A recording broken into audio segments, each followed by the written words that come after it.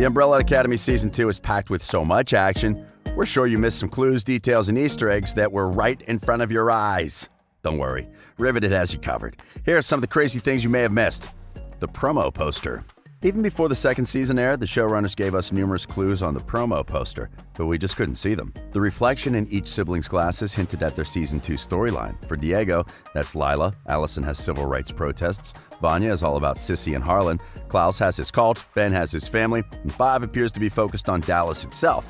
Luther's glasses' reflection of a newspaper with war-declared headline hinted at the apocalypse that Five witnessed. 43 sparrows.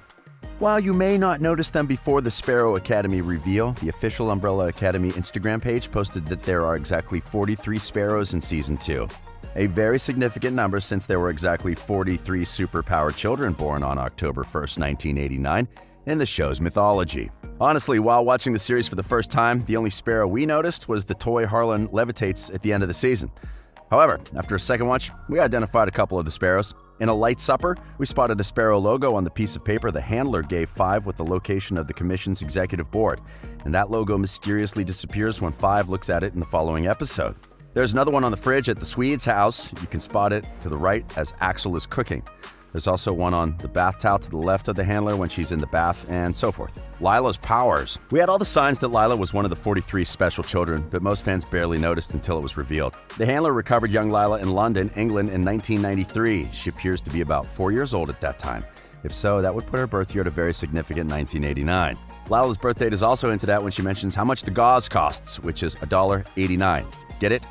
First, 1989. In episode 5, when Lila fights with Five, he's puzzled by how quickly she escapes from him when he jumps through space, not realizing that she is mirroring his power and using it herself. April Fool's Day. The Umbrella Academy Season 1 released in February 2019, but Season 2's opening scenes reveal the apocalypse originally happened on April 1st of that year. That means the end of the world was the biggest April Fool's joke in the history of the human race. Hilarious. The Umbrella Man. Season 2 of the Umbrella Academy is heavily inspired by the death of J.F. Kennedy, and the accuracy of some of the details is just mind-blowing. The Umbrella Man was actually real during the assassination. Photographs from the time really did show a mysterious Umbrella Man who actually opened his umbrella for no visible reason, and conspiracy theorists suggest it was to tell the assassin to open fire. In 1978, a man called Louis Stephen Witt stepped forward as the Umbrella Man, claiming it was a rather odd political protest inspired by the Kennedy family's historical association with British Prime Minister Neville Chamberlain. In the world of the Umbrella Academy, the Umbrella Man is a Hargreaves double who's been hired to throw them off Sir Reginald's trail. Note the Umbrella Academy learn about the Umbrella Man from the so-called Frankel footage. This is clearly a ripoff on the Zapruder film, a recording of the JFK assassination. A televator. On the show, people can go to the future and the past using a briefcase, but Sir Reginald may have discovered another way of traveling through time. When Grace breaks into Sir Reginald's secret study, she examines the plans on his wall and rifles through his papers. Most of the details are pertaining to either the space race or JFK's visit to Dallas, but the most intriguing is a glimpse of a patent for something called a televator. Hargreaves' notes describe this as the next great mode of transportation. In the comics, the televator was a device Hargreaves created that allowed him to travel through both space and time. Maybe the televator will be officially introduced in Season 3. The real Hargreaves. While it was known in the comics, Hargreaves revealing himself to be an alien is brand new info in the TV show. The shot of him removing his mask and leaving it on the back of the chair is a direct reference to a scene in the comic books. The title of the final episode. If you have an amazing memory, you might figure out that the final episode's title is a call back to something the handler said to Five in Season 1. When Five met the handler during the apocalypse in Season 1, he asks her if the apocalypse was the end of everything, and she replies saying, "Not everything, just the end of something." The end of something, as the title suggests, could be a reference to the end of a particular timeline. Jack Ruby is real. Luther's boss, Jack Ruby, is a real historical figure, a local nightclub owner in Dallas who was also well known for being involved in some very shady business. Ruby's a key figure in many JFK conspiracy theories because he murdered assassin Lee Harvey Oswald 2 days after the assassination, shooting him during a prison transfer. He claimed grief over the assassination had driven him to a state of psychomotor epilepsy in which he shot Oswald unconsciously.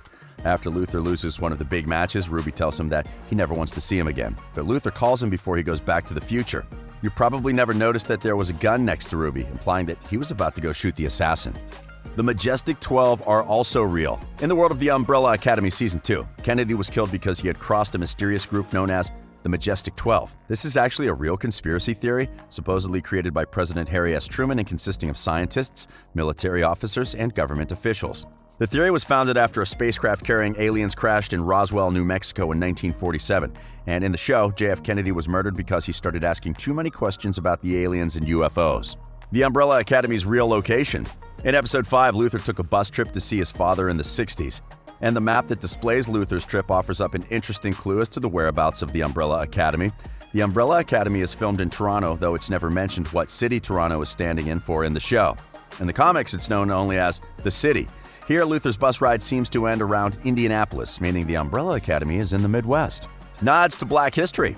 Framed images of Malcolm X, Dizzy Gillespie, and Wilma Rudolph feature on the wall in Season 2. Malcolm X was a human rights activist and a leader in the civil rights movement.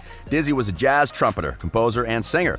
And Wilma Rudolph was once the fastest woman in the world and became the first American woman to win 3 gold medals in a single Olympic Games in 1960. Allison preparing to participate in a sit-in with her black peers was also a nod to Black history. As early as the 40s and during the 50s and early 60s, sit-ins were tactics used by civil rights organizers in which protesters would occupy an area and refuse to move.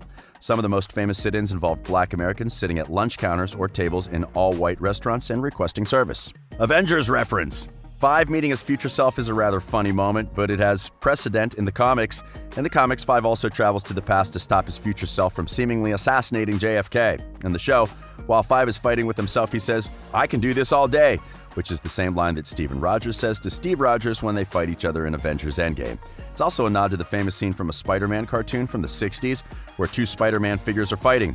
The Umbrella Academy Season 2 also frequently shows Luther tucking into food, and in one key scene, he gets into a car and causes it to lower dramatically, presumably ruining the suspension, and Luther tells his siblings not to make a fat joke. All this is a subtle reference to an arc in the comics where Luther became depressed and took solace in food, becoming seriously overweight. Yeah, sounds a lot like Thor from the Avengers. Klaus can actually levitate. In the comics, Klaus's powers include levitation, as well as talking to the dead, among others. In the show, his levitation powers have not yet been established, but in Season 2, there's a big reference to those comic book powers when he levitates with the help of Ben to impress a group of older ladies in Texas. The movie showing.